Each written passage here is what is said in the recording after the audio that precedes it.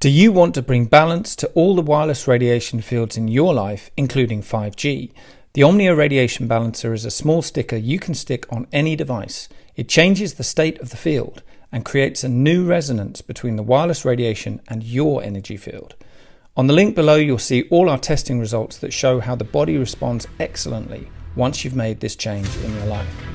And here's a special offer for the Journey to Truth crowd. Just enter the word truth in caps at the checkout for your 10% discount. It's easy to bring balance back to your body with the Omnia Radiation Balancer.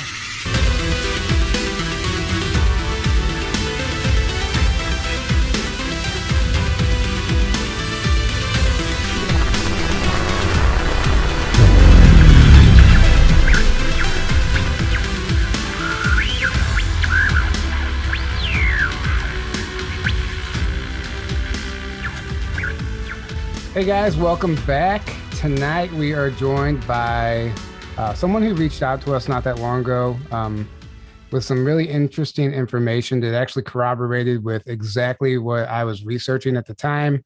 And there's no coincidences, right? So I got back to him and we've been talking ever since.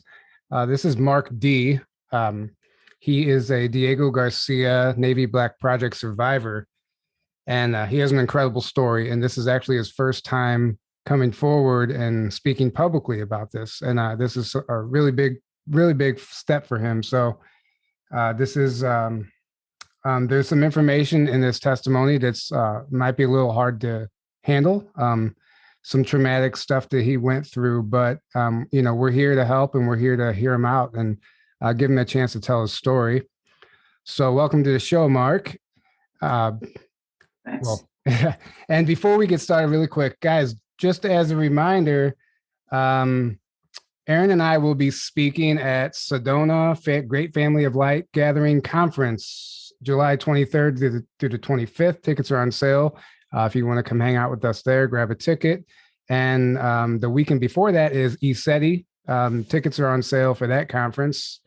Mark, I know you're familiar with ESETI, and James, I know you've done some work with him. So that's really cool. But I will actually be speaking at that conference myself. I'm going to be telling some of my story that some of you guys have heard, a lot of stuff that none of you guys have heard. So I'm excited to get a chance to do that.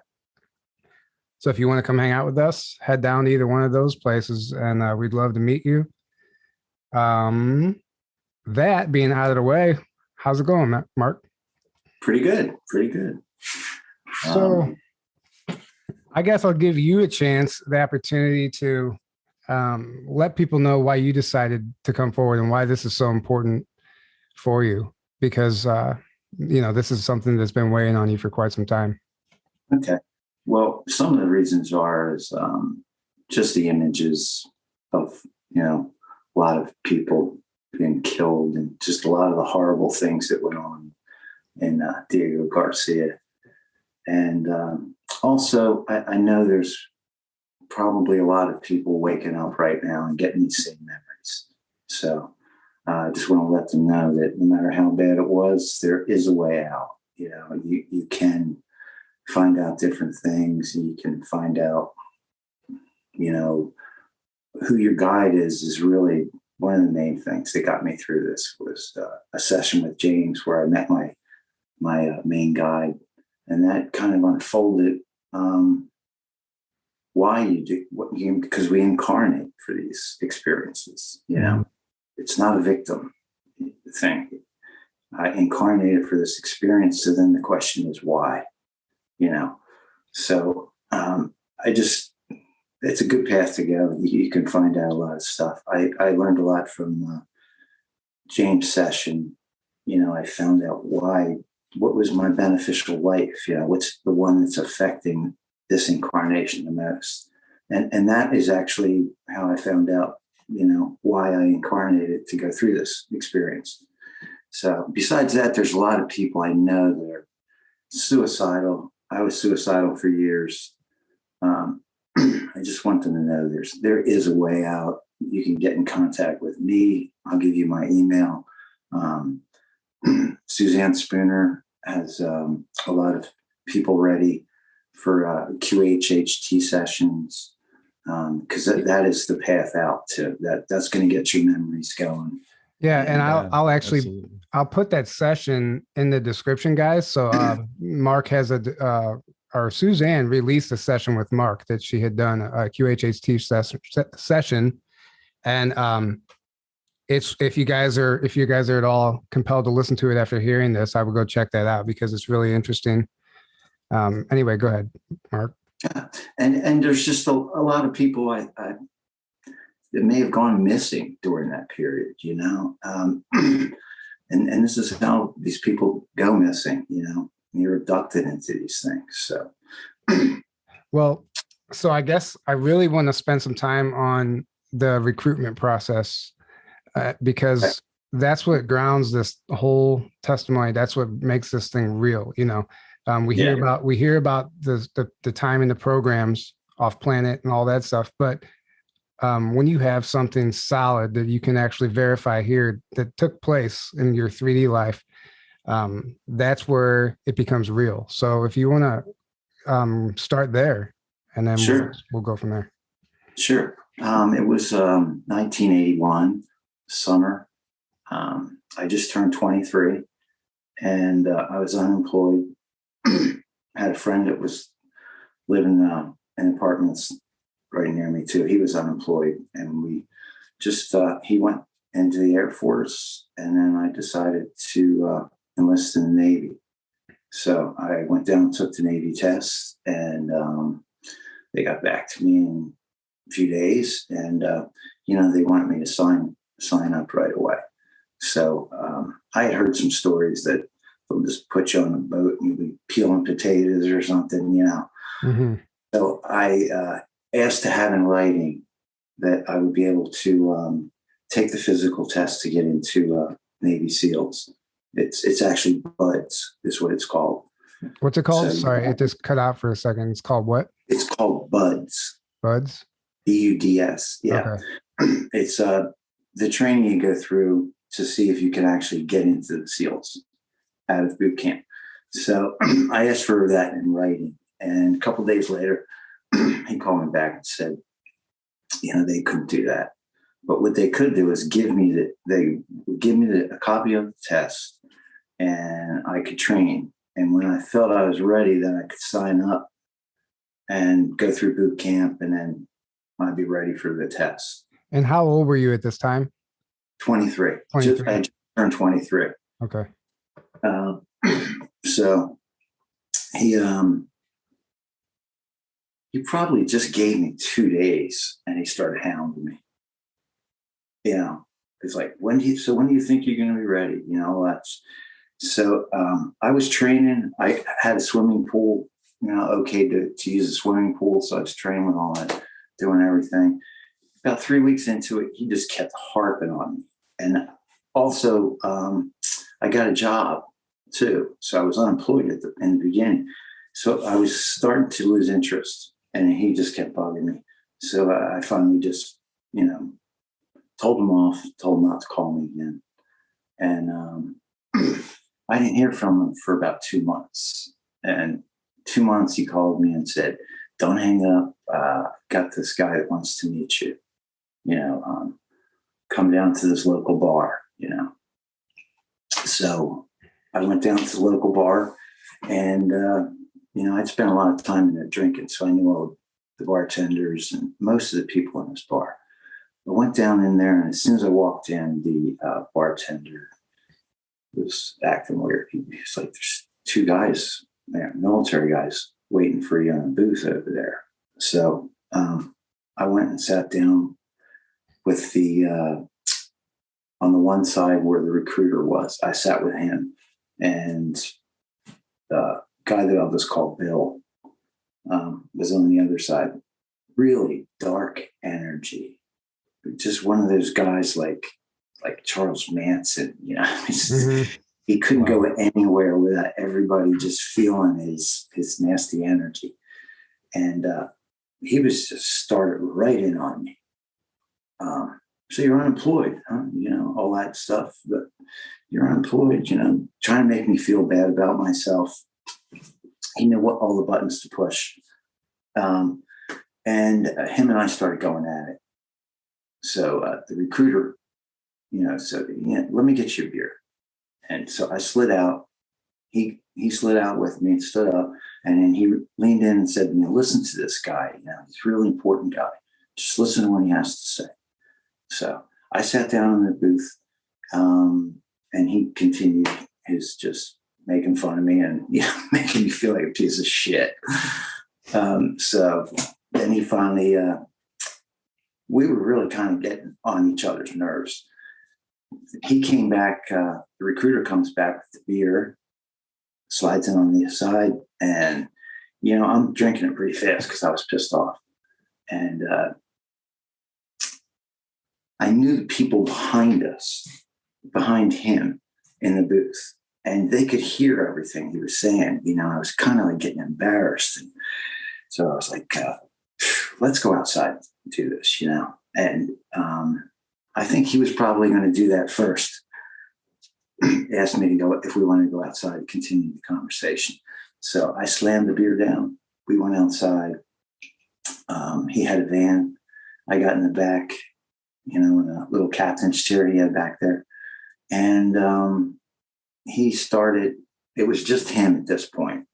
The recruiter stood outside, or I don't know what the hell was going on there. But he had a clipboard with some papers on it. And he said, listen, give me 2 years. You'll never want to come back. You'll have the adventure of a lifetime, and nobody will know you're gone. And pretty much right when he was saying that, I could feel something kicking in. I started to feel he had drugged me. And with the beer, yeah, the recruiter had popped something in there. So, I kind of knew they had me at that point. So I just said, you didn't have to do that. You didn't have to drug me. I was going to sign up anyway. And I signed the paper, and I woke up in the front seat of a car with him driving. And it was still dark out.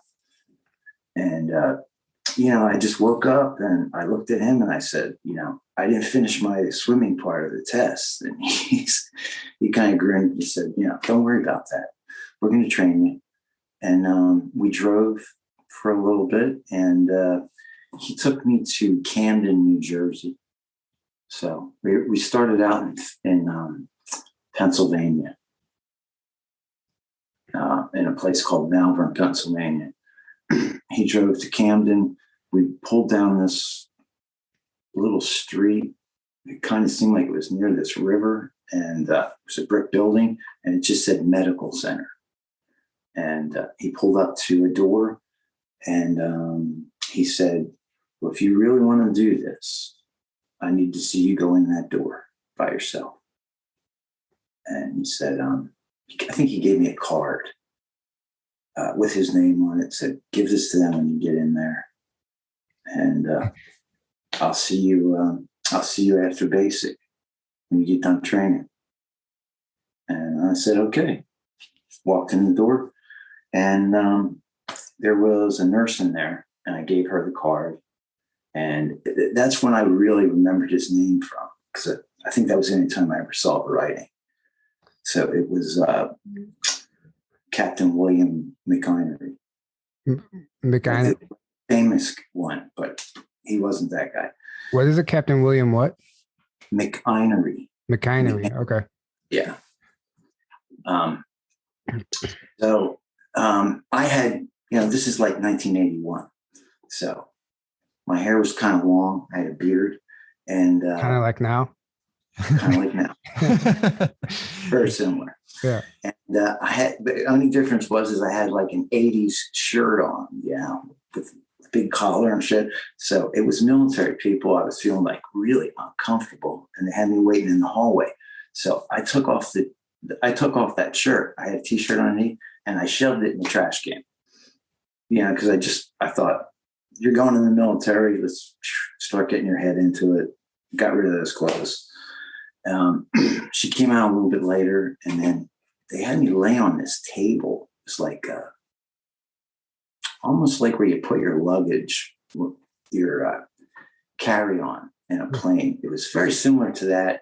It was enclosed around my feet, or something. I don't really remember because I think they did something. They gave me a shot or something before, and I kind of felt a little dopey, when I laid down on the table.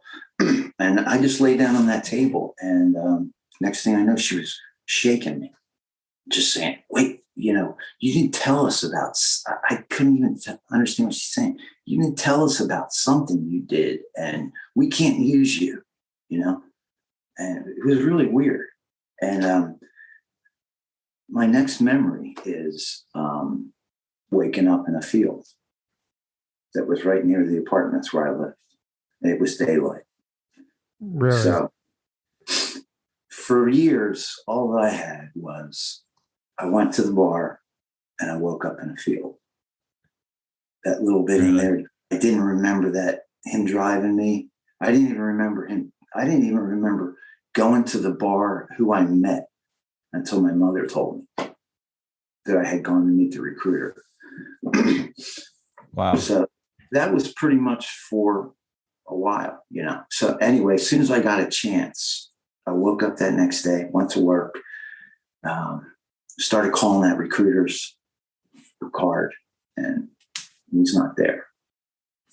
I kept calling him. So as soon as I got a chance, I went to him, to the recruiter, and it was all the military was there.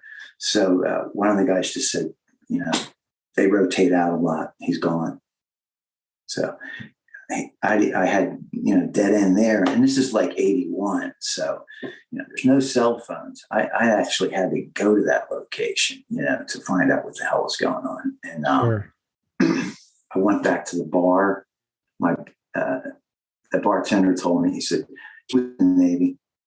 Turned out, so he knew they were Navy guys. And he was just like, what the hell were you doing with those Navy guys, And I tried to find out, like, what happened? What do you know? And he just said, you got in the van and took off. Really? And that was pretty much it. I chased that around for a couple of weeks, but it just was driving me crazy, And then I got suicidal because you just can't make anything out of it. I remembered training. I 2 days afterwards, I would say, I remembered training.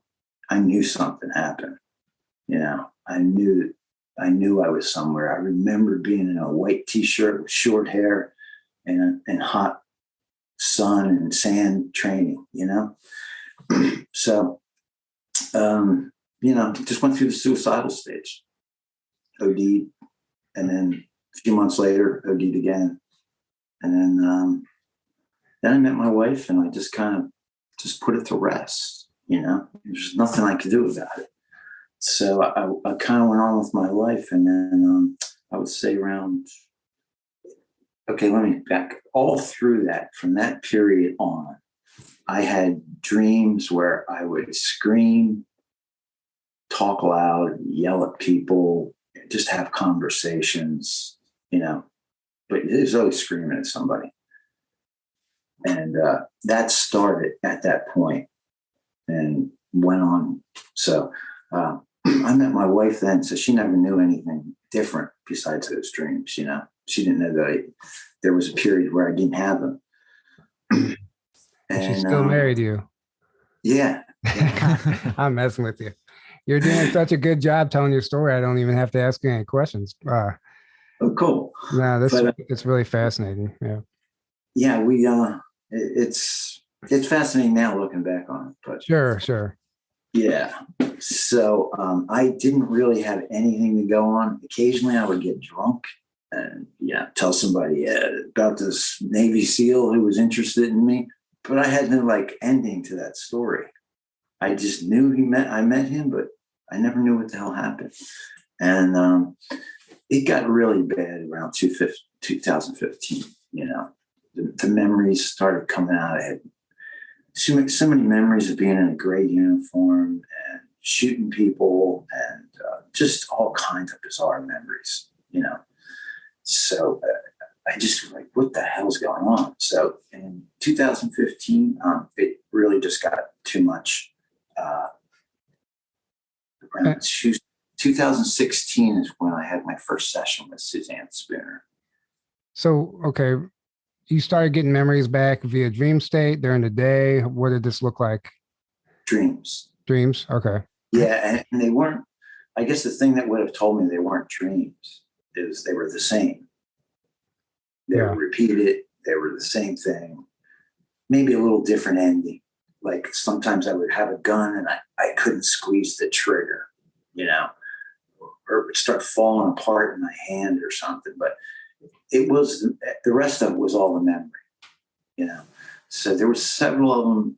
There's probably about 4 of them that were repeaters that I had a lot. And they were the most traumatic ones, I guess, experiences I had while I was in there. And that was pretty much it. I mean, it just got out of hand, though, to the point where I was just seeing this. I would dream and see so much stuff. I'd wake up feeling like I'd been at war, Mm-hmm. Yeah. So I once saw her in 16, and I really couldn't take much memories. But it was verified that, yes, I did go with that guy. I wasn't a project. And one of the first dreams I had that bothered me was I had this encounter with a reptilian while I was in there. And that was the first thing that pushed through. That was probably the scariest, weirdest thing that happened to me. So it was the first memory. I couldn't talk when I see him. Prior to that session, did you have any concept of a reptilian? No. So this is all new. I had heard about, I believe Corey Good and other people were coming out at that point. And here's another thing that was really strange. Another reason why I went to Suzanne too. I saw a Randy Kramer interview. His experience really is nothing like mine. And there was several people, actually. I forget what it was. But when Randy Kramer came on, I hysterically just started crying. Wow. And I was like, what the hell is that? That's very similar to Johan's reaction to hearing Corey's testimony. Yeah, that's right. Yeah, he didn't know what to do. He had to actually shut it off. His whole body had a physical reaction, and that's when his memories started coming. Yeah, and I actually started to get a little bit then too. And I thought, am I taking? Is it their memories? And I'm thinking, they're mine or whatever. But I tried it again the next day, and same thing, just uncontrollable crying. So that was one of the reasons why I went to Suzanne too. And so I did find out in the first session, yes, I saw a reptilian, and I did go in that program. Wow. But and what was the experience with the reptilian like? Or do you have any memory of what it looked like and what happened? Oh yeah, I have full memory of that now. Yeah. What happened was in the program, we were coming back from a place one day. There were like huge golf carts, Mm-hmm. And I guess I saw something. This is totally out of character for me too. I don't know how I would do this, but I saw something I wanted to check out. When we got back to the base, I snuck out of the base, went over to this place, and I peered in the window. And as soon as I looked in the window, about 50 feet in there was a reptilian with a craft behind him. And to the left of him was this guy that I now know as the commandant of the dome. And okay. And, it was just 2 seconds. I was there, and they were on me on my back, 2 guards. And but you weren't supposed to be there looking at him? No, I wasn't even supposed to be in that area. Okay. Yeah. So I got tortured and questioned for that. Where the hell was I there? who the hell, they would check, I guess they would check what information they had about you just to make sure it was right. It was just torture. Like, is this your name? Were these your parents? That kind of stuff. Making sure they had the right information on you. And then they were like, why were you there? All this stuff. So I didn't know anything. That was like about 2 or 3 days. And then the reptilian came in at one point. And he got right up on me. And he looked at me, and I just heard in my head, I heard him say, "You've seen us before." And that was it. He walked away. I couldn't even talk. I was still froze up when I saw him. I just was froze up. Oh, I can imagine. Yeah. Yeah. That was it for him. But that was actually once I got in the program for a while. So it sounds like there's a lot here to get through. Now, do you think this took place at Diego Garcia? Yeah, it was all Diego. Like, here's, just to skim by on that other stuff with the recruiter. What happened was that basically I went through some QHHT. I did 2016, 2019, and then just this last March, which is the one that Suzanne released. Mm-hmm. But that's really all there is in that, other than, I found 2017. All right. 2017, I was abducted from my house where I'm at right now. I had a memory of stepping out of craft and in my underwear, and this woman holding her hand out so I could step down the 2-3 steps out of this craft. And the thing that I knew it wasn't a dream is because I wear contacts, and it was my vision without my contacts in. Everything was blurred. All the lights had that. So the next day I woke up and I was like, what the hell was that, man? So that was when I went in 2019. That was one of the things I verified, that yes, you were abducted. Interesting. They found out I went to Suzanne in 2016. So he abducted me to find out what memories I had coming back.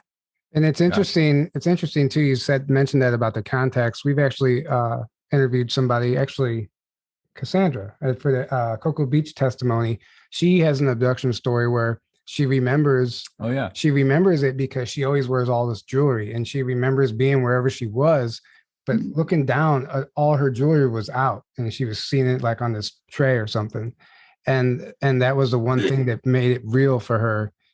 That she knew it wasn't a dream. Exactly. Yeah. And she knew that they had taken her jewelry out for some reason. So yeah, it's interesting. So then I guess then you started getting Diego Garcia memories back after this. And just for the people who don't know, Diego Garcia is an island in the Indian Ocean between Africa and what? It's between Africa and India. In India, yeah. India, of course. Yeah. Anyway, so Diego Garcia is actually a military base. It's a known military base on that island. A lot of whistleblowers claim that it's like a jump point to the moon for the SSP. And then there's definitely, obviously, from your testimony and some other ones we've heard, there is underground portion of it, this is where a lot of your memories come from. Yeah. And what part of the story did you get the information about the Malaysia flight 370 that went missing? I had that about 2 months before the session. Because that is actually a memory of Hans. Okay, because we'll get into that. All right, I guess we'll let you explain that. But the memory I have of it is of him is It's horrible. Them moving the bodies down through freight elevators, down through the dome, down to the tunnels. And then the reason I know about it is because Hans knew the tunnels pretty much like nobody else. So he knew where they could deposit the bodies. From the flight. That's the memory I have. Yeah. Well, let's back up just for the people who are totally confused about who Hans is. Hans Yeah. is basically your clone who was used in the programs. It's a confusing thing. I think maybe we should clear that up. Here as it is, like in a nutshell. Just like everybody else, when you go in the program, you are cloned. I think Tony Rodriguez was the first one to actually think that you were. He was the first one I heard say, "I think I was cloned." So that's what the technology is. I found out from a couple other people that what it is, it's an alien soul splitting technology. It splits your soul. Your clone goes off. You're in the project. You're doing that programs, and then your other one's here. Now they put the memories back right away. So I don't know what's going on with the time thing, but the only difference is between that story. I'm 2 years into it, and they basically tortured my soul out of that body. Mm. It's the same clone, same body that I had the whole time in the programs. It's just they tortured the soul out. So at that point, I'm no longer in it.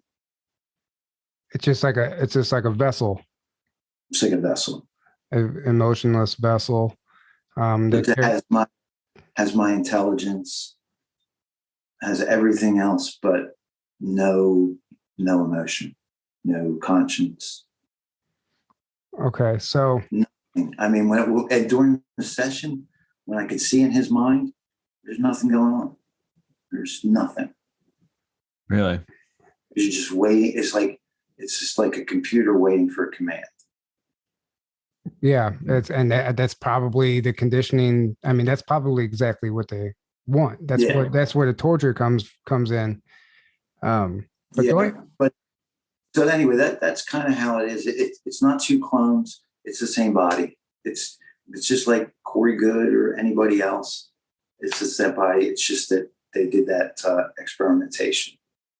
Yeah, exactly. So most of our audience knows how that process works to a certain extent. I think it's really still a mystery, like down to some of the details, but we understand the 20 and back, the age regression, the clone, the soul splitting. I mean, there's a lot that goes on to even achieve this and pull it off. And and I hear there's not just one kind. There's two or three. There's like 3 or 4, I think, technologies that we use. Yeah, that's what. Yeah, that's what Tony Rodriguez says about. He goes, "There's more than one way to make a clone." Yeah. So I really want to touch on the Flight 370 information. Okay. If we're at that point now, because I'm actually going to share something that caught where I was researching the night before. You emailed me about the Flight 370. Mm-hmm. It was just like, this is an immediate validation for me that this is what might have happened to this flight. So I'll let you tell what you're aware happened, and then I'll share what I read. Okay. There's two things of this. There's what you heard my high self say, all that information on the session, and there's what I can remember that I saw through Hans' eyes. Okay. I'll tell you the first one is what I saw through Hans' eyes. I remember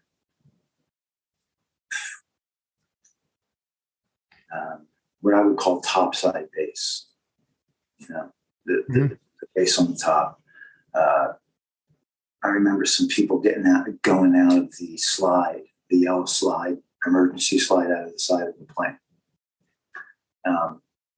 Next memories I have are just horrible memories of huge freight elevators, full of bodies being moved like just pallets.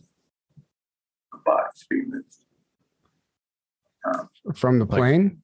Go ahead. Like dead bodies or alive? Oh yeah, they're dead bodies at this point. Oh, okay. Yeah. So somewhere between there and, obviously the freight elevators, they were killed.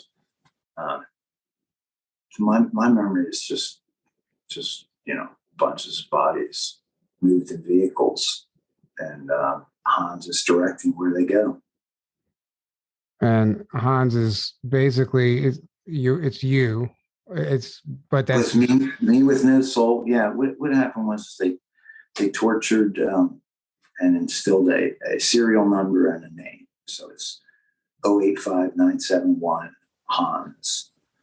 And that was it. So that's your identity in the programs then. That's what they called them. Yeah. Yeah, sure. Yeah. Usually it wasn't a number, it was just Hans. And actually, when we get into it, you find out that for 35 years, he was kind of like Bill's private assassin. And Bill was your recruiter? Bill is that Navy SEAL, or at least he said he was a Navy SEAL. So, total lose respect for Navy SEALs after that guy.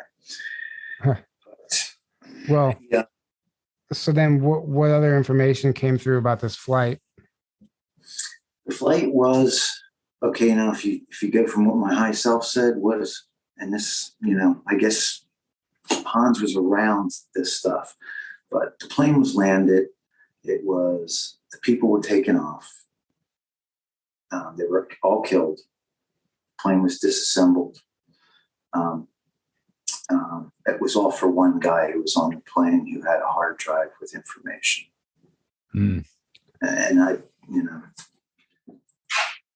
What type of information did he have?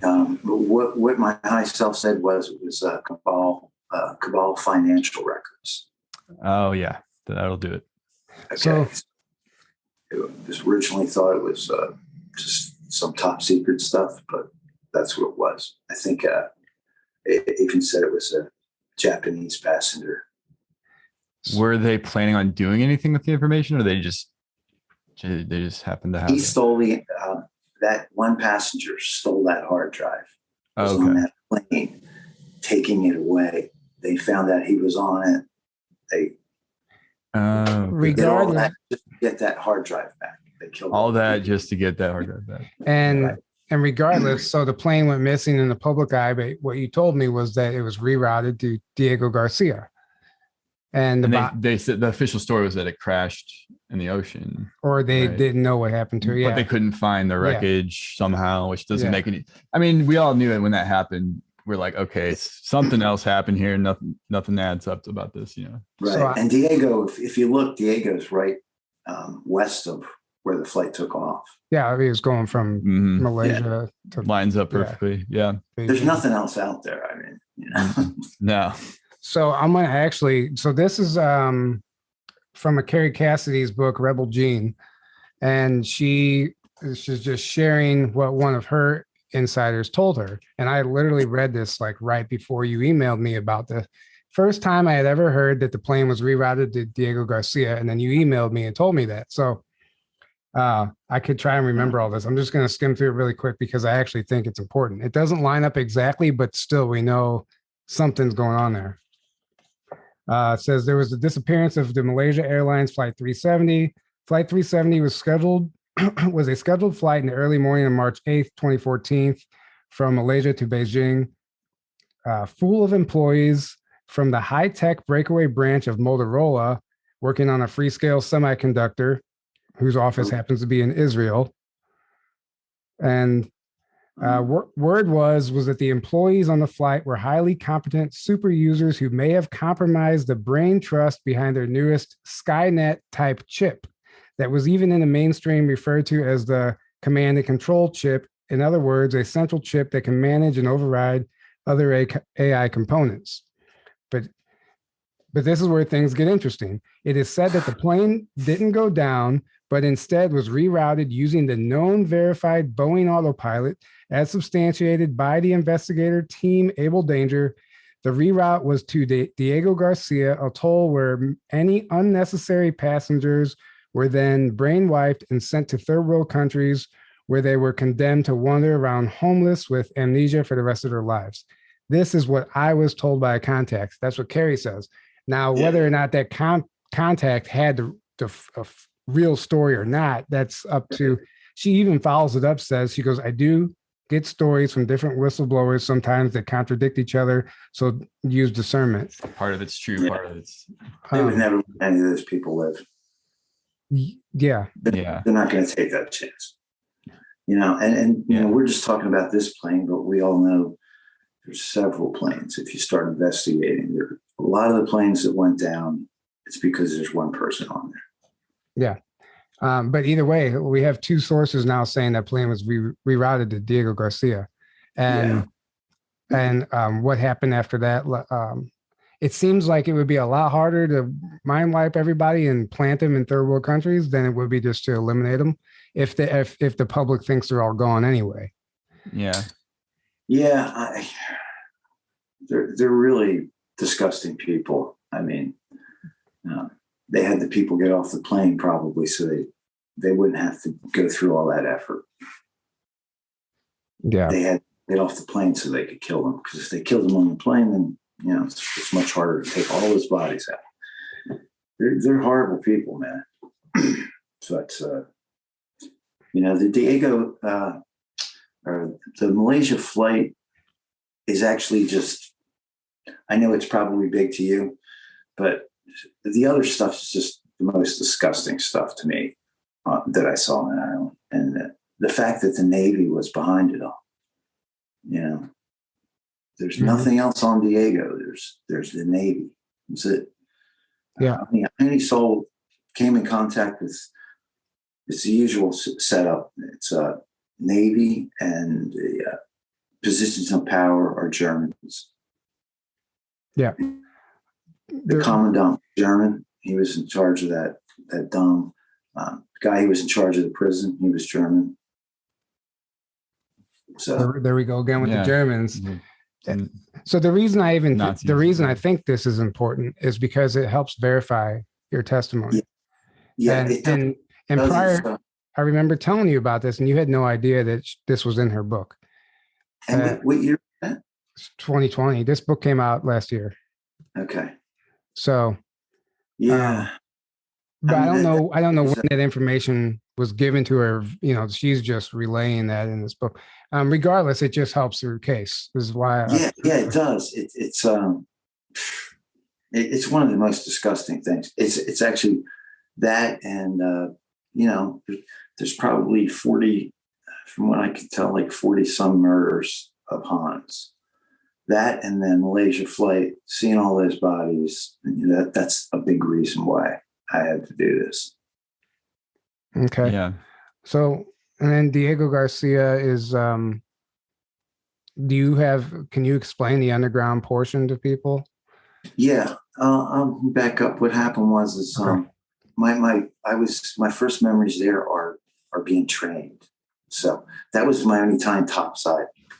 Probably about 4 or 5 weeks. We went through basic training, kind of like SEAL training, like BUDS training, a lot of the stuff that they use. You see telephone poles and all that stuff that they use in training. After that, then we went to a base down in the dump. And we were numbered 1 through 8. There was 8 of us. That's all there was my group. We weren't allowed to, when we ate, we sat 3 or 4 seats apart. Never talked. You were given your name, your number when we got there. I was number 1.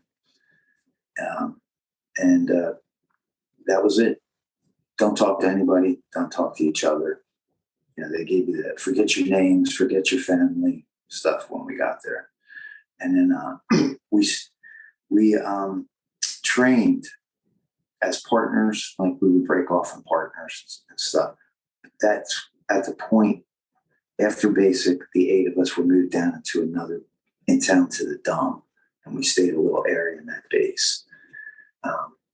And that, I was probably there just 2 weeks, and then the real bullshit started. I thought we were going to do something because he was a Navy SEAL, and honestly, I was totally gung-ho at this point. That's probably why he gave me number one. I was totally into it. I thought we were going to do something good, and I thought, I'm just going to give it 100% here. So he, I guess I was trained first. First time was he started to he took me into the tunnels. So there's the dome, and then there's different areas. It's more of a military area of that dome base, and it's connected by tunnels like you would see when you drive. You're driving through a mountain. Same type of tunnels. That would connect little areas of the dome. So there was more of a civilian area. There was people walking around, and it was always like it was just like a city at night, 24/7. Right. No daylight. And we walked. It was just me and Bill, and we were in plain clothes.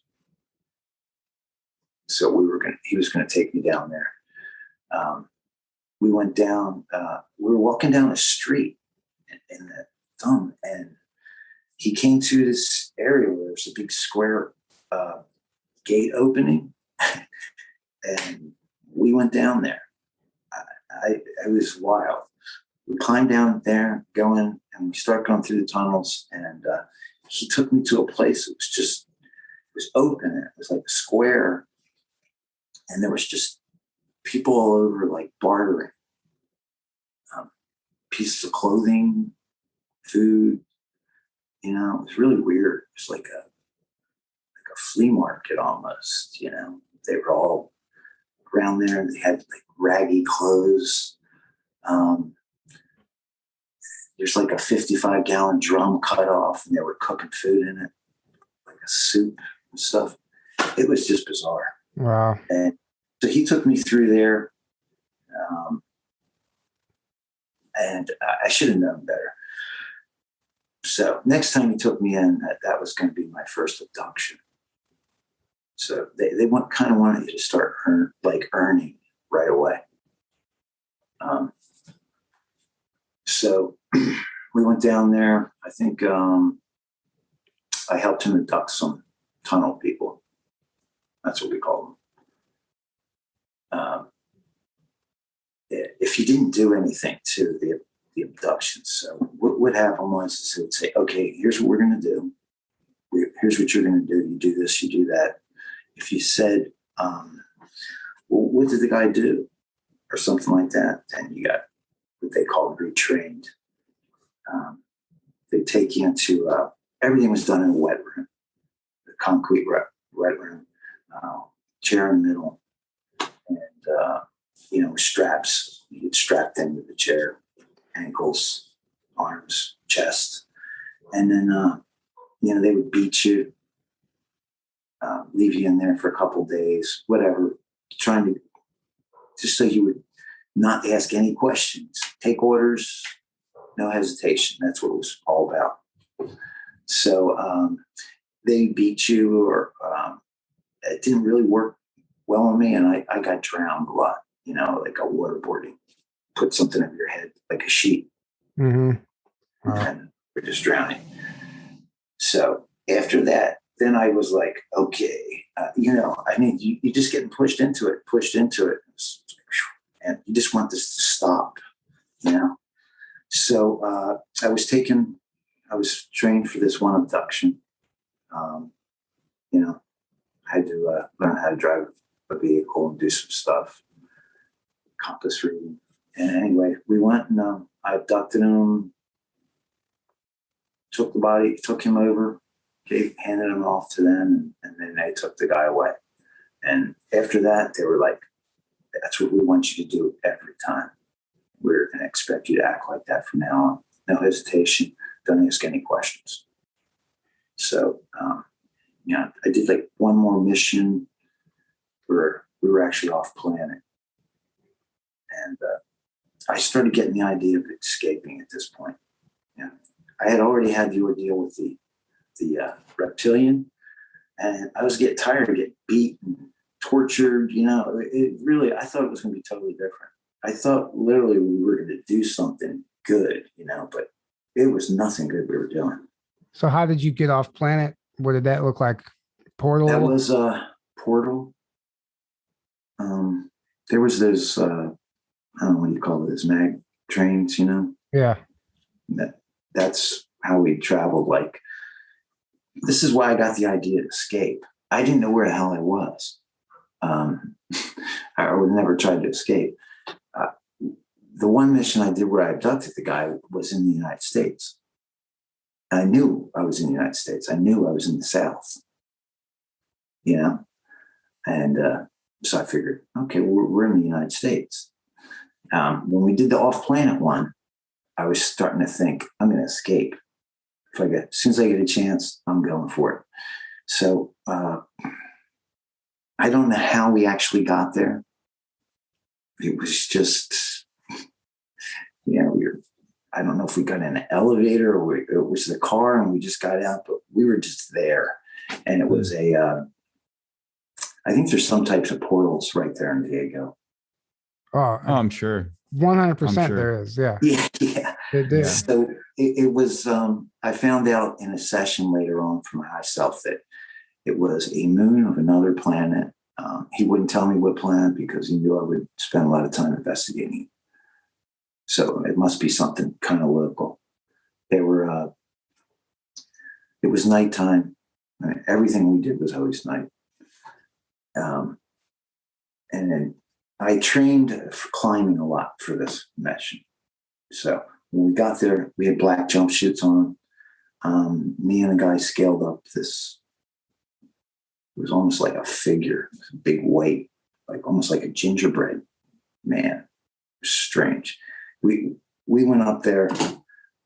We lit fire to it, and then we were supposed to just drop down the other side and start hurting people. They were abducting a bunch of people, and it was they were really primitive people, Oh, really? Yeah, it was really primitive people. I didn't know what the hell was going on because it was dark. Once we got down the other side, then we started cruising down this hill. And, it's the farther you got away from the burning thing, the less light there was. So there was crowds of these people. They were herding them like cattle.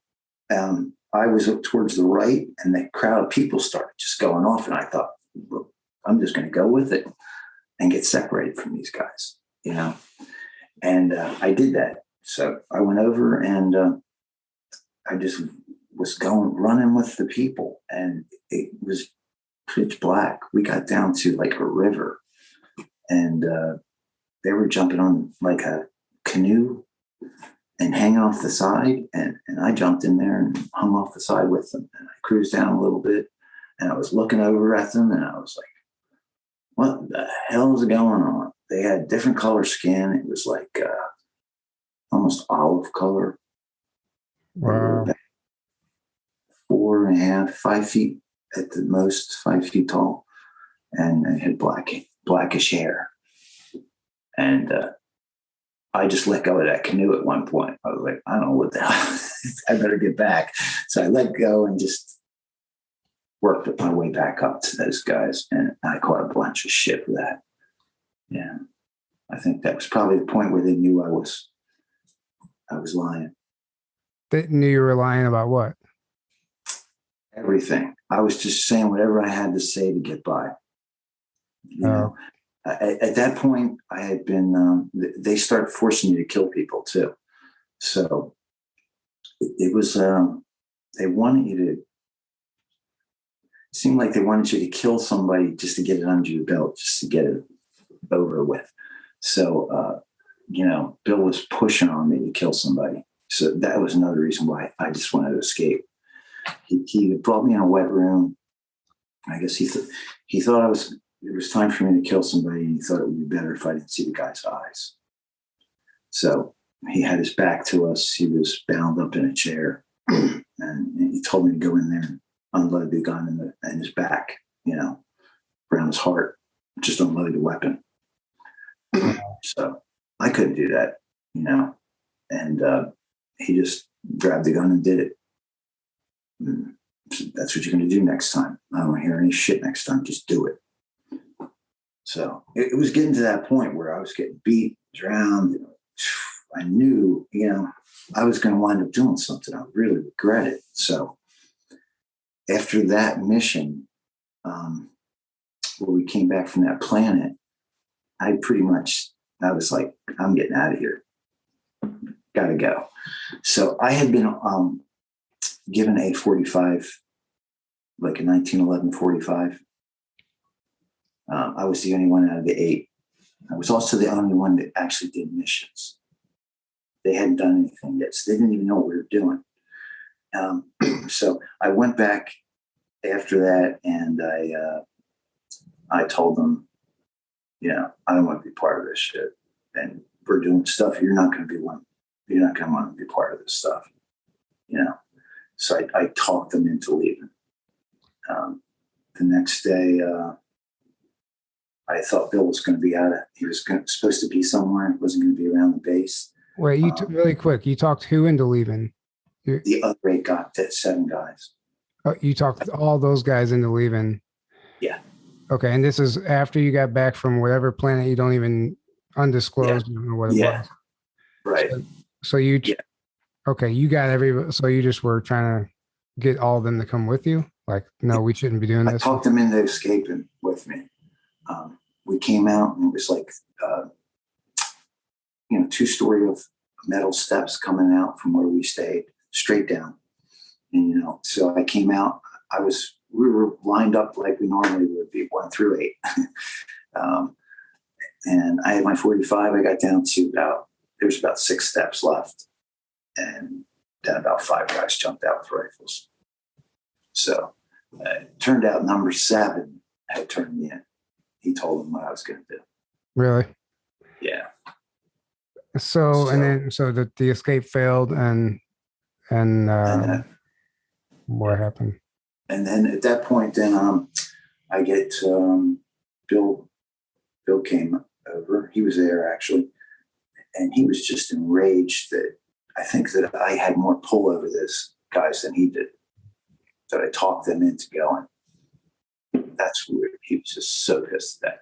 He was also so pissed that he showed favoritism towards me, and he finally realized I was lying to him the whole time. It's like, what do you expect me to be truthful? You abducted me. Yeah. I don't have to be truthful to you. So he just got enraged, and he was a nasty guy. He flipped. Pete just went off and beat me. So I was unconscious. When I woke up, I was in the chair, and they questioned me again. Who are you? All that crap, a couple days in there. And then he took me out, and, I begged him not to. Let me back up. The whole time we were there was one thing they did too. It was like, either you can take orders and do what we tell you, or you can go do your time in the prison. So we were always threatened with this prison. He then beat me a little bit more, brought me down to the prison. So it was actually just downstairs, way down. But he took me down there, handed me over to those guys, which is this German guy that was in charge of that prison, Gruber. Him and what was his name? Gruber. Oh, I thought you said Kruger. I was like, oh, that's good. No. No. And him and other 2 guys. So at that point, I got beat again, stripped, raped. They urinated on me, and they stuck me in solitary. It was like about 5 feet high. So I'm 6'2", so I could never stand up in it. It was, maybe 8 feet, 6 feet square box with a hole in it for your toilet or whatever. No bed. So, they just had me in there like an animal, stripped for a year, no clothes. They fed me dog food in dog bowls, made me beg for my dog food. Yeah, the guys really got off on it. And that was pretty much it. Once a month they take me out. It was pitch black, no light at all. So, when they took me out, I couldn't see, and they would, I guess, take me to the showers. I could never really see what was going on. I could squirt it down or whatever, and then they push me back and push, I just they must have had some type of night vision or something if it was that. No, my little thing, when they opened up the door, they had light out there. Oh, okay. It was all lit. It was regular there. They were actually taking me to the regular showers, I guess, the prison showers. So it was all lit up outside of my area. It seemed to be separate from the rest of the prison cells. It was in a different area. And that was it. No, nothing different. The only thing that happened different out of that whole year was one point, I remember Gruber opening my door up and throwing a steak in and saying, "Merry Christmas." Really? And so I just kind of got, for a second, I remembered who I was, Wow. Just from them giving you a steak. Just the Christmas kind of sent me back. You remember your family and Christmas and stuff. But so that year was, nothing else happened with that. At some point, I guess my legs gave out. I couldn't walk by the time I got out of there. So the next one was an open cell. I had clothes on. They were giving me real food. Wait, so they just transferred you to a different cell? Yeah, I don't really remember it because, it was totally crazy at this point. A year like that, I was crazy. You're talking to yourself probably within a week. Really? In those places. Yeah. It doesn't take long to go crazy. Well, that's also a testament. That shows you how much we need each other. Because the worst thing you can do to somebody is put them in solitary confinement. It's one of the oldest tortures man has. Yeah. That's what it is. It's torture. You go crazy real quick. But when I got out of there, I couldn't walk. I just remember my legs. They were probably atrophied for never being able to walk because I couldn't stand up. Yeah.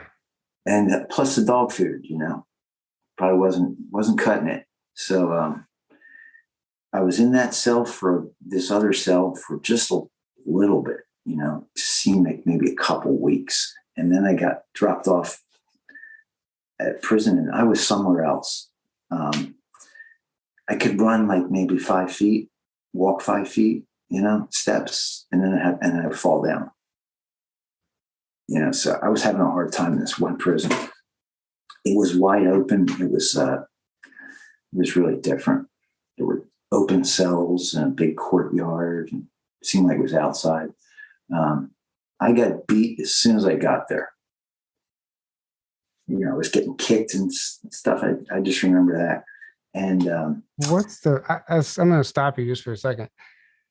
What's the point of even recruiting somebody into one of these programs if that's all you're going to do to them? I don't understand. It turned out, this was his first program. That's why I call it. It's his first project. Bills. Yeah. They made it. The commandant and him made an example out of me because I was the first person to try to escape from Diego. From this program. So that was just all punishment. They tried to make a total example out of me. That's why they stuck me in there. For all I know, they were parading prisoners by when I couldn't see. And I was,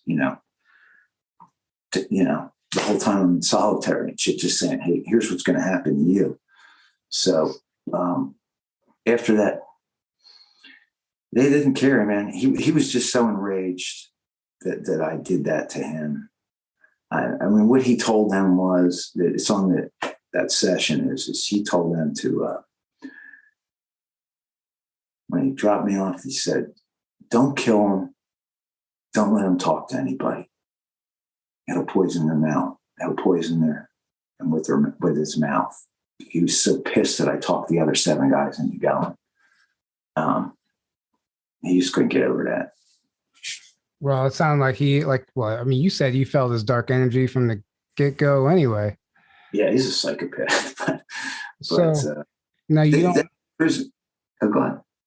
I was just going to ask another question really quick. Sure. At this point, you don't know where you are as far as Diego Garcia still, or?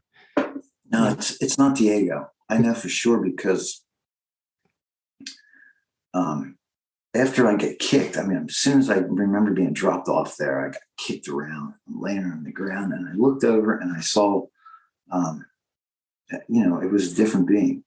He was human, but he was obviously not Earth human. He was about 7 feet, bald head. His earlobes came down real far, and his nose was different. He came over and picked me up like a little doll and carried me over to the area he was staying in, and he got me food and water until I could take care of myself, and he wouldn't let anybody else touch me. Wow.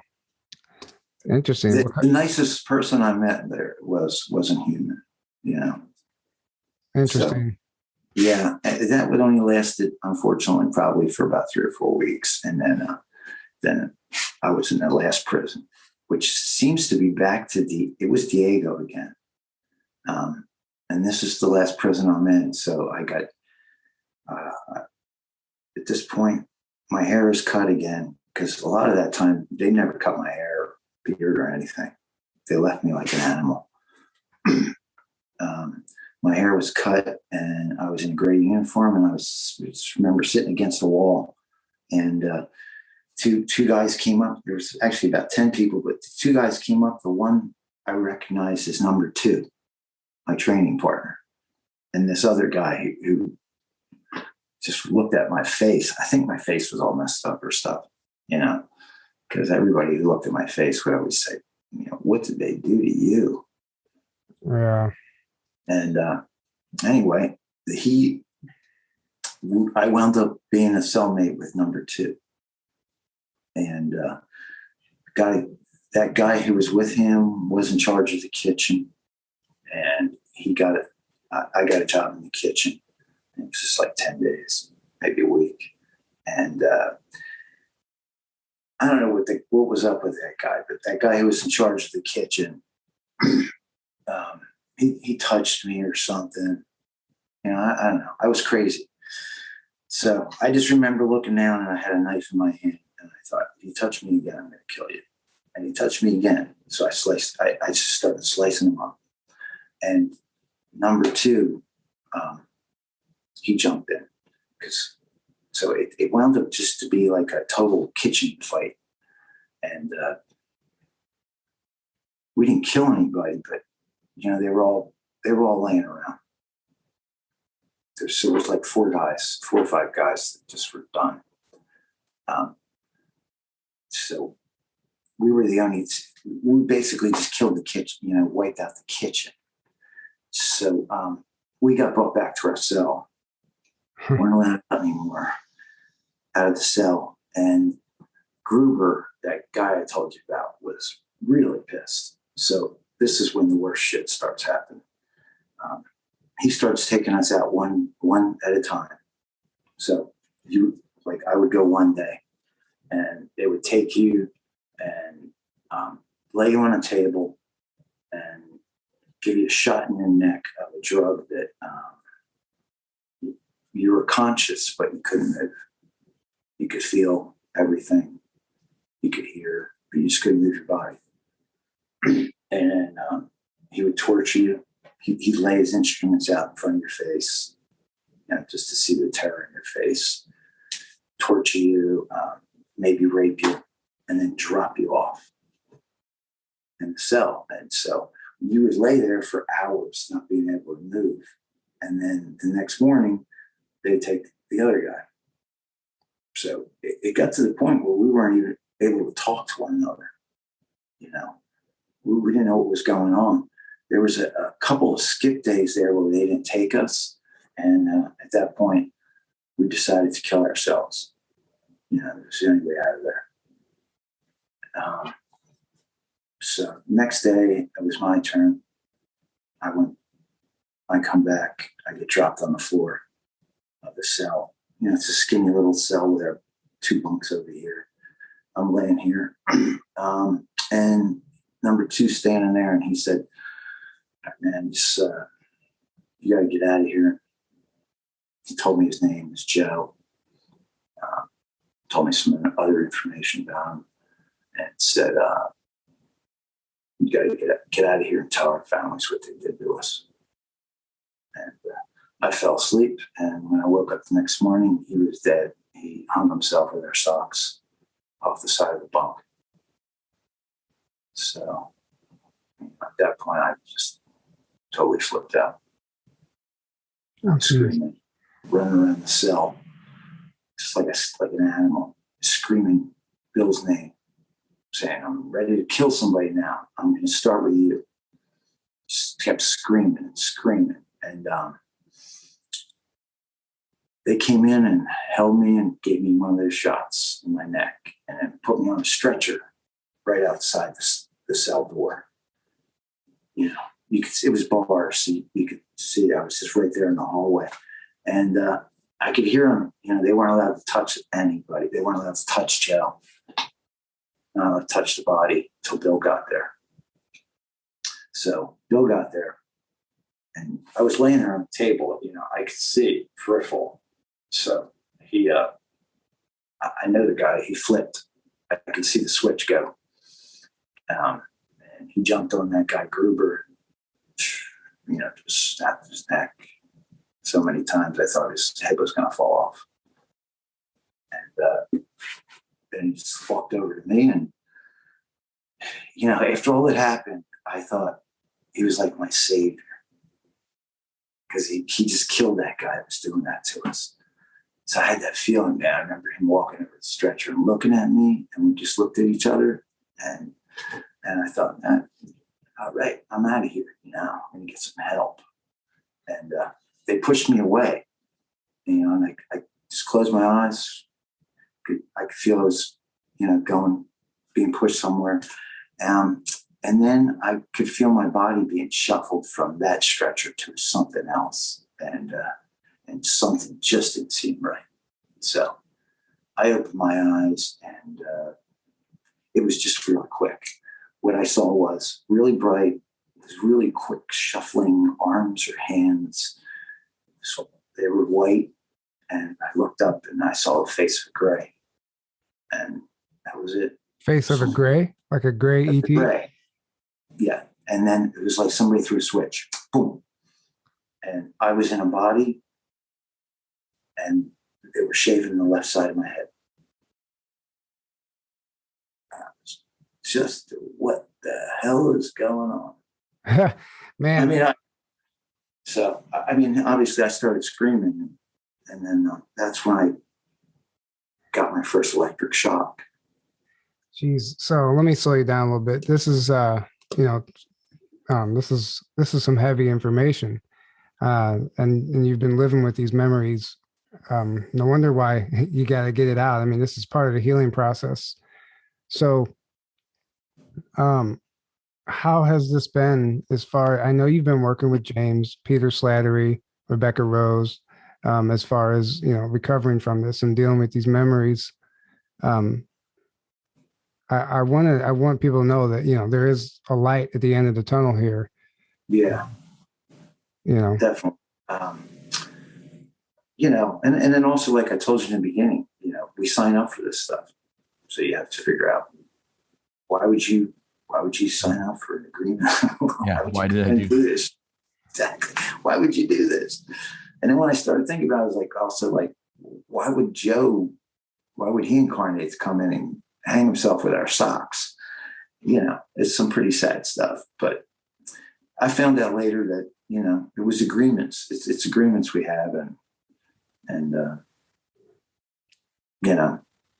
somebody wrote in the comments on Suzanne's thing. It was perfect.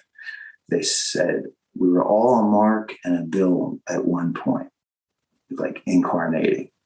And, the reason that happened to me is I was that person. I have the memories of Orion Wars, and I was that guy. I lost my family, and I killed anybody I came in contact with that knew anything about a gray or a reptilian. I killed them. I tortured them to find out any information, whatever it took. During the you're talking about memories from the Orion Wars? Yes. That's interesting.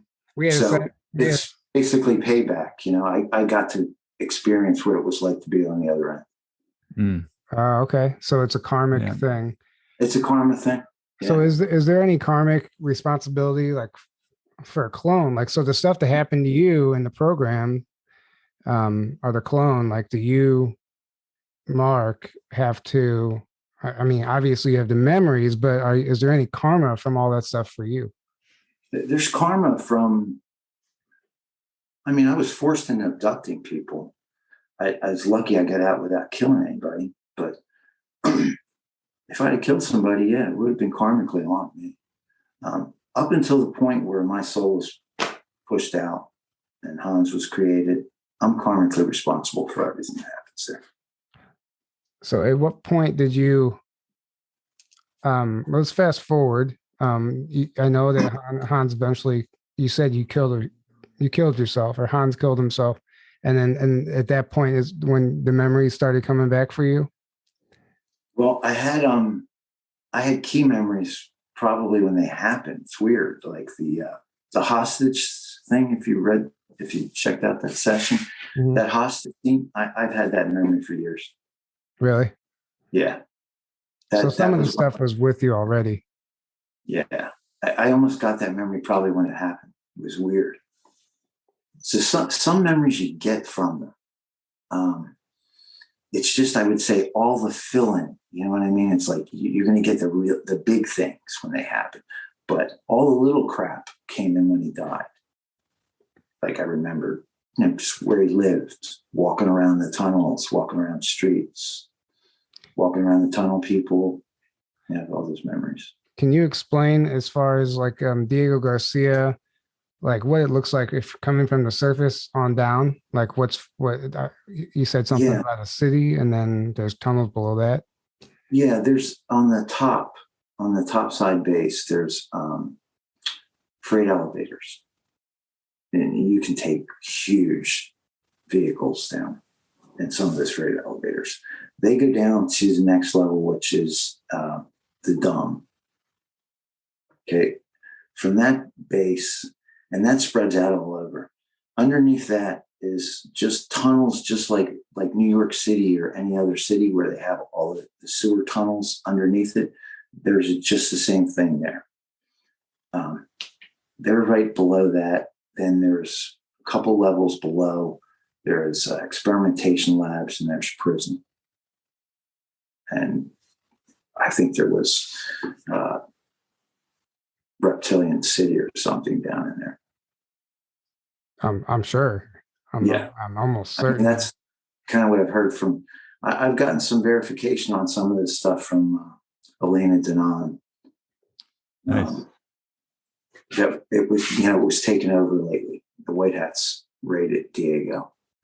Oh, really? Yeah. From the here's what I got. From the dome down, they've taken, but the top base is still Cabal. Really? But probably the important stuff has been wiped out, though. Yeah, from what I understand, everything's gone. The tunnels are gone. They got all its people out. The experimentation labs, the prison, the dump. Hopefully they flooded that. They got everybody out and flooded them. And we have, there's accounts of these explosions or earthquakes, all over the place. And we've heard stories about these types of things happening, but there's no way to verify it. There's the earthquakes happening all over the planet. They're really weird because so many of them are all not like, you can look at the data and it's not like a natural earthquake, right? And they all are at the same exact depth.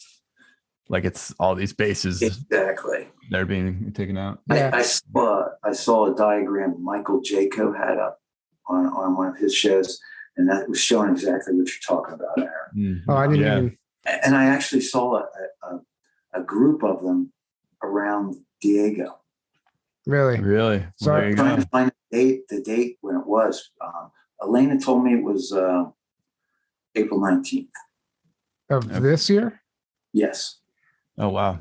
Recently. I know our friend Jermaine, he's actually done some of his own research, and he looks at the seismic data, and there's a distinct difference between an explosion and an earthquake, like what he just said. There is. But there's so many people out here now like, oh, that's all bogus, that's not happening, those are just earthquakes, how can you prove it? Well, we can't prove that what is actually happening, whether children are being rescued, these bases are being cleared out, we don't know.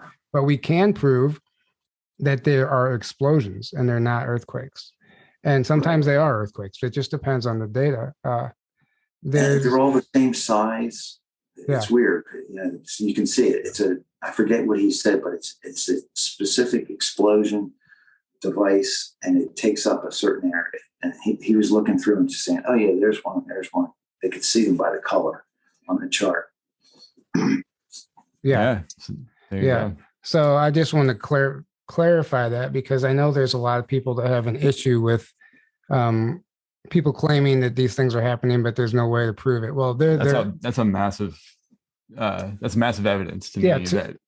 That's something. Yeah. What else are they blowing up? What else could it be? Yeah, exactly. With what else we know, it's like connect the dots, man. For 4th of July, that's all. Just a fire. Yeah. They just decide to explode random places for no reason. Yeah. So, you can keep going into details as far as the what happened to you, but you eventually, that's pretty much. That was pretty at much that point. It's I'm on Mars, and I get that electric shock until each time I got it, it seemed like my I don't know if your soul or your body, it would just slowly come back down. When I would get shocked, it would come out of my body and come down. And just one time, it just kept going. Really? And that was it. It was just like, yep, it kept going. And I guess that was when they finally got Hans. Wow. And I have memories of him being trained. So he was retrained physically and, with weapons and everything. Now, since you've been back, have you tried to, I know you did say you tried to find a recruiter and all that stuff, but have you since tried to like locate or verify any of these people that were involved in the first place? No. Or the medical building or anything like that? No. I looked, I Google Earth, I checked that out, but this is 1981. That building's gone. Yeah. Okay. Everything's gone. Those people are probably all gone, but the guy was in my personal life too. So that's the other thing. He not only abducted me in 2017, but before that, I was a musician. He showed up at my shows. Once we remembered him, I remembered him. Then I remembered him in my life. I remembered him coming to my shows, buying me drinks, sitting down at the table. The waitresses being weirded out by his energy, saying, this guy's really strange and stuff. He actually went up to my wife one time at one of my shows and talked to her and said, are you with somebody in the band? So he kept an eye on me from 1981 till 2017. When he abducted me in 2017. Not long after that, he was caught. Wow. So Wow. this was the guy who recruited you. This is not the recruiter. This is the Navy SEAL, Bill. But okay, not the recruiter, but the guy that took you in the van. Yeah, the Navy SEAL's the guy he's with me through the whole thing. Bill is the guy. It's his group of 8. He's the one calling the shots. Wow. Wow. So you actually didn't even finish your tour. We hear about these guys who finished their tour and they kind of remember going back and having the age regression and all that stuff done. In your case, it was different. You just okay. Yeah, it just seemed like I guess because they pushed the soul out of that clone or something, it just changed everything. Now, what have you learned about clones? I mean, as far as I know, some of your session got into some of the stuff about clones among us now, like in politics and all this stuff. Like I this is a real thing that we talk about that a lot. Yeah. In the community. Yeah. I want to keep bringing it up because I don't care who you are. Some of these people, these politicians are clones and celebrities probably even. Yeah. And something else I think I've learned too is there's a difference between a clone. You can tell the difference between a clone when the clone is only alive and the person's dead. That clone is not going to act right. It's a different thing. It's just going to act like 100%. They're just not going to be able to assimilate into life like everybody else. He's going to act they're going to seem kind of like robotic, like Joe Biden. Yeah. Like Joe Something Biden. Yeah. Like Joe Biden. Exactly. So that's why I say that, because you can see like some of them, there's a difference between, when the person's alive and the clone's alive, and they're both, or the clone's just alive and the person's dead. Well, it's the interesting thing about Biden is that there's actually been like mediums and stuff who claim that he's came to them, like, and they claim that he's dead. So if he really is dead, even guys like Ivan Teller claimed that he was cloned back in the 70s at Dulce, New Mexico. I mean, there's information out there. We don't know, right? But we don't know anything by his actions. And let's face it, I mean, the malfunctions, the drooping eyes, the weird flabby skin on the neck. I mean, just his neurological problems. That's why I say that. I believe that he's dead, and that clone's. There's probably several of them. Yeah, and then like Hillary Clinton, which you would have her like malfunctions and stuff. Yeah, people were saying that was the clone malfunctioning, or kind of like degrading. Well, who was it that was saying like some of these clones are like rapid aged because they need them, and a rapid age clone is more likely to fail or have issues like that. So I don't know. I know I'm absolutely fascinated by the whole subject of the clones. So it's really not right, is it? I mean, it's not right. I have to tell you, one of the things that just bothers me the most is that I know that Hans wasn't me, and I'm not karmically responsible, but I remember those people begging for their lives. Mm-hmm. I can see their faces and hear them, and to think that they looked at, it was my eyes. That's the last thing they saw. It might have been on a clone or whatever, but it's just not right to do that to your soul. Mm-hmm. Just so screwed up to do that. Well, I mean, we appreciate you coming forward and sharing this. I know it's not easy to live with all this stuff. That probably sounds crazy to some people, these types of testimonies, but I mean, there's too much stuff that corroborates. Too many people's stories are lining up. Mm-hmm. Everybody is validating each other or verifying certain things without even knowing it. There's dots to connect here, and this is becoming a reality. And more people, if you talk to guys like Tony Rodriguez and these other guys, people are reaching out to him every day, claiming they have memories coming back. Right. Yeah. I have memories of stuff that I don't know, and I'm still trying to piece together. Yeah. And Tony's right. He was one of the first ones to come out. I mean, I can't imagine him coming out that early with, all the things he said. Everybody telling you you're crazy and stuff. So I don't think that we're at the point really where it's crazy anymore. There's too many people coming out. No. Yeah. Well, these testimonies seem to attract the trolls. Yeah. We have our last episode with Daryl. We got hit pretty hard with people just saying absolutely horrible things and calling BS. Really? Yeah. Well, we got a lot of good. We got a lot of good. 95% good, but maybe more than that. Yeah. The secret space program, this kind of stuff always attracts the trolls for some reason. In our experience, people get triggered because it sounds so fantastical, and so like to them it's just like ridiculous, I guess. And it's like the people that are locked into their programming of what's real, and they they're stuck on that. Yeah. I think there's going to be a lot of people coming out from Diego Garcia. I've already been contacted by one person. So a person that sold them construction equipment in the 80s. Mm-hmm. There's a lot of people that'll come out. There's thousands of people there in the Dom. They work there, so there's got to be people coming out at some point. Something I've never shared. I wasn't really going to, but I might as well, because I can't verify it. I don't know, but it's just kind of interesting is that I had my session with Ivan, and he says, by the way, you've been to Diego Garcia, but specifically the underground portion. And he said, you weren't stationed there, but you were just visiting. And there's a lot more that came through that session. But I just remember when we both first saw each other, there's this familiar connection there.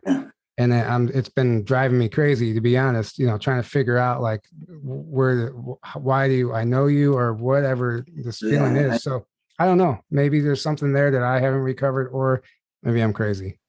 No, I know what you mean. I still keep getting that image I told you about when I think about it. Yeah. Something's there. Mm-hmm. Yeah. Something's one of the other things I didn't say anything about, so it really bothers me is there was human trafficking going on off that island through the Navy. Wow. Two of the people, all right, let me back up. I was starting to see all the faces of people Hans murdered, right? And honestly, I just asked my high self to stop. I couldn't take anymore. Unless there's something there I'm supposed to see, unless there's something important, I don't want to see any more faces. And at that point, I saw two more. And I recognized one of them. The first one I recognized was number 7, the guy who turned me in my group. He had a Navy shirt on at this point. He was older. He had put on some weight, muscle. His face, he had the boxer face like we all did from being beat. And Hans was on the beach with him. So it was topside at night, and he was begging for his life. And he didn't know, it wasn't me anymore. So he was saying, you were right. You were right about everything you said that we were going to do. And he said, my name's Tony. I'm from New Jersey. And that was it. Hans shot him. The other face I saw was a Navy officer.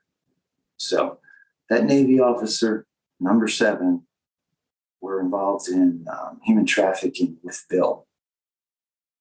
And he was cleaning up everything.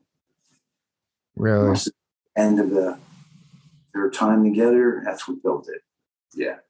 So he was just cleaning up loose ends, and he had them both killed. So do you have any information on why you think you were kidnapped? Because it wasn't a recruitment. Were you on some list? What happened? Why were they looking for you? I was profiled because I had no girlfriend, no job. I had no. I need to find a girlfriend and a job ASAP. Yeah, you better. And I had no prison record, no arrest record. Basically, I could fall off. You know, No one's I gonna go really looking. had little contact with my family. Looking for you. Yeah. They were looking for that. And then he also checked in and saw that, you know, if I was pushed, I could be violent. So that's what I was profiled and taken there. And I think what it was is when I told him I wanted to be a Navy SEAL and I backed out, then they put me on the list right there. That's interesting. I had some experience with a Space Force recruiter right after whenever that was announced. And it was funny because they kept emailing me and stuff. And I eventually said no, but it never went anywhere. But I guess that means you're on a list. I'm sure. You're on. Yeah. Yeah. Well, it means you're on the list, and it means you want to start watching what's going on. Do you have any missing time? I do actually. Yeah. Yeah. I mean, you got to pay attention to those kind of things because you're on the list. They're not going to let you go. They can take. Yeah, I was gonna say, what's going to stop them from just taking you? They want to take you. Yeah. You really have no control over it. Like I told you, when I was abducted, I walked out of my house in my underwear, walked up to the corner and got in the vehicle. Yeah. Yeah. I don't know. That's stuff I'm not ready to talk about yet, but yeah. Yeah. But those are the things you got to watch. It's amazing. You know, at the morning after that abduction, I started to notice I had a scab on my vein on my hand, like somebody stuck a needle in there. Interesting. So you've got to start look for those kind of things. Yeah. Okay. So I want to kind of shift gears just a little bit. And before we start wrapping this up, as far as, let's try and end this on a positive note and, just like a future outlook, like what's going on right now, like, you know, things are obviously being cleared up and cleaned up. And I know some information has come through your sessions as far as like what the future holds for humanity. And I was wondering if you wanted to share some of that as far as like being frequency specific, you know, for this shift and all that stuff.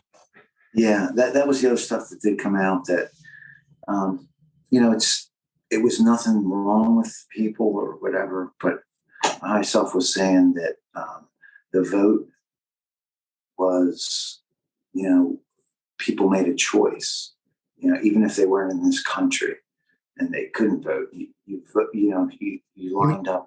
You're talking about for this last election, the vote? This last election, that was actually the first choice. And then the second choice was the vaccine. You're just saying you're not done with this experience. So it's not like there's anything wrong with you. You just haven't experienced it enough yet. So as far as like shifting the 5D or moving on or ascending, you're basically, which we've actually discussed this before. It's almost like you're choosing, like, unfortunately, this whole vaccine thing, people are ignorant to it, but maybe this is how like the split looks. So that's interesting. You're saying the vote was like, it's just where they're at. Yeah. Clearly, depending on who you voted for, shows your level of awareness of what's actually taking place. And then clearly, whether you sign up for the vaccine or not shows the same. So then it's like a test, actually.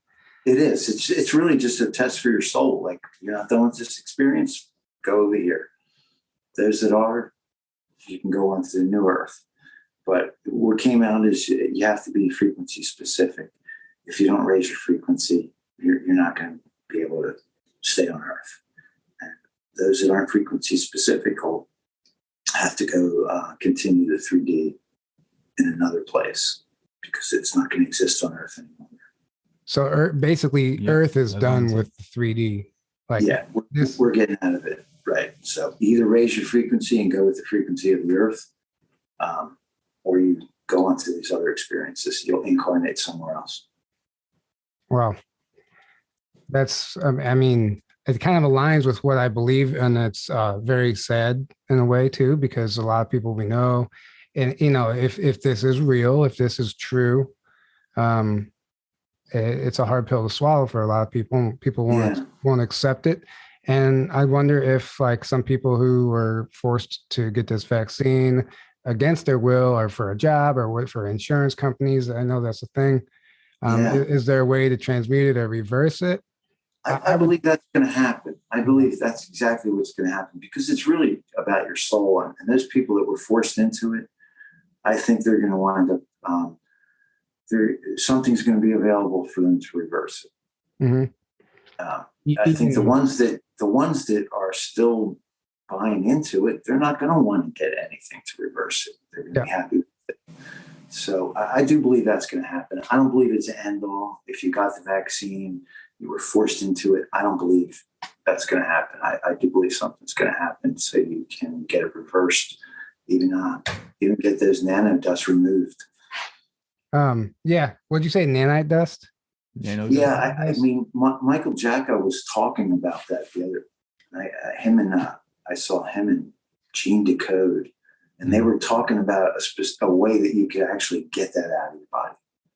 Well, I mean, I would think that there's a way. I mean, there's got to be. They probably already created it, a solution, a cure, a detox, whatever. It's probably available.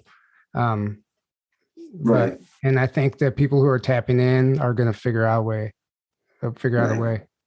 Some people got placebos too, so don't forget that.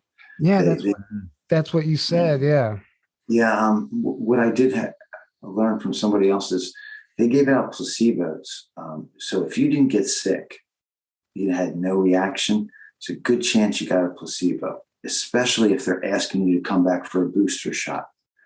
They didn't want everybody dropping at once because then everybody would have stopped getting the shots. It would cause alarm. Yeah. Right. They want to go in shifts. So they did that, and now they're gonna call you back for a booster shot and give you the real thing. So a lot of these like celebrities and politicians and past presidents and they're showing themselves getting a shot. Like some of it's placebo, some of it you could tell there's not even a needle there. A lot of it's literally some of it there was no needle, and they're like pretending like they're getting. Right. And one video, there's no needle. One video was somebody like getting the jab, but they never even pushed the syringe. Yeah, there's that. Like it is just ridiculous. I mean, it really is a clown show. Nothing out there that we see is real. You know, especially what's going on with the Capitol and the White House and all that stuff is right. We know this is a military operation at this point. Definitely. Yeah. I think it'll end good. Well, is there anything else you'd like to share and get out before we wrap this up? No, that's about it. Just if you are looking for help, just ways that I found help was going to James Gillian for that transpersonal release session. And I had several sessions with Peter where I met a lot of my other guides, you know, and then through QHHT, you can develop a relationship with your higher self. And then Rebecca Rose also, right? Yeah, Rebecca Rose actually was the breaking point of this whole thing. In February, I had a session with Rebecca, and that's where it came out that I was on Diego Garcia, and that's where it came out that I was on Mars. So Rebecca's session was huge. Mm-hmm. Interesting. Nice. Yeah. She's awesome. We've had her on the show, obviously. Yeah. She's awesome. She's very special. I'd suggest if you see her, she went to Kasich Records, and my wife had a session with her too. So she's nice. Yeah. Guys, go check out the episode with Rebecca Rose. If you haven't seen it yet, it was a 2-parter. It was really good. That was during we did a whole Secret Space Program month, and we did nothing but attack this subject, you know, and it was really fun. It was really interesting. A lot of great information came through. We're basically on Secret Space Program Part 2 month. Yeah, right basically, yeah. Sad. Basically. Yeah. Well, thank you so much. I thank you for choosing us to come forward. Yeah, thank you so much, man. I'm not sure how that all aligned, but we appreciate you reaching out, and we're glad to give you an opportunity to tell your story. Oh, thanks a lot.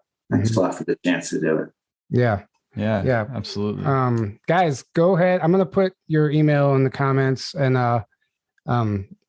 if you're going through something and you're looking for help, make sure to reach out to him, because that's where this journey has led you and all of us right now. We're here to help each other. We heal through these times, because we're not really going to go anywhere unhealed either. So we have to heal, and we have to get through this. So it's time to heal and time to forgive. Mm-hmm. Forgive yourself too. A lot of people, that's the hardest thing. We beat ourselves up about so much. Just forgive yourself. It's easier than you think. It's easier than you think. It's all mental. Your mind can get in your way, or it can stay out of your way. It's up to you. Okay. Well, thank you for coming on, man. This has been great. An incredible story. And I know there's probably a lot more to it that you didn't even get to, but some of that stuff's not easy to tell, I'm sure. And it's not easy to relive those moments. So we appreciate all that. Thanks. All right, guys.